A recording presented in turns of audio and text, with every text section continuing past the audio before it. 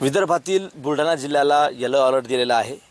त्यानुसार बुलढाणा जिल्ह्यामध्ये गेल्या 3 दिवसापासून दमदार पाऊस होतोय। आपण बघू शकतो सध्या रिमझिम पाऊस सुरू आहे, मात्र गेल्या 2 दिवसापासून जिल्ह्यामध्ये जोरदार पाऊस होतोय। रात्री सुद्धा जोरदार पाऊस झालेला आहे, त्यामुळे पिकांना या ठिकाणी नवसंजीवनी मिळाली आहे।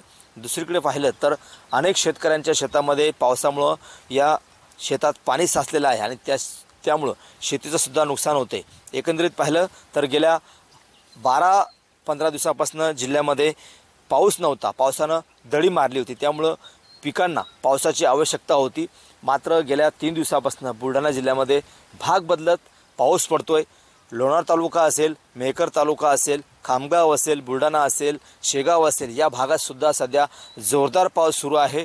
रात्री सुद्धा या तालुक्यामध्ये जोरदार पाऊस झाला, मात्र या पावसामुळे अनेक शेतकऱ्यांच्या शेताचं नुकसान झालेलं आहे। सध्या शेतामध्ये पाणी साचलेलं आहे।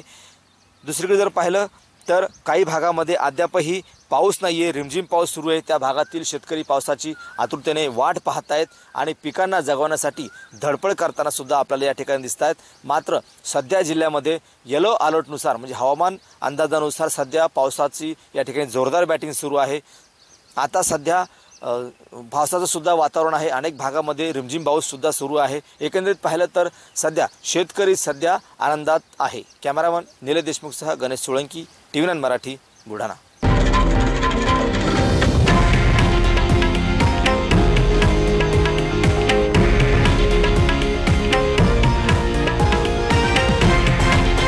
हे आहे देशातील नंबर 1 न्यूज नेटवर्क आणि आपण पाहत आहात TV9 मराठी, एकमेव।